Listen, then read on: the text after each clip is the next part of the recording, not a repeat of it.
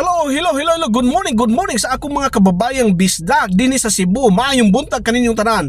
Ang hisgutan nato karon mga kababayan is right vehicle company in network business. Now, I'll give you some of my ideas, some of my wisdom in regards of this right vehicle towards your network business, no? Kumpanya na kung saan we consider it as right vehicle towards our network business. Now, para sa ako na ay mga criteria mga higala, na ay mga criteria nga makaingon ko mismo sa akong kaugalingon nga this is the right vehicle when we talk of company in network business. Now, number one is kailangan jud na agud siya team support.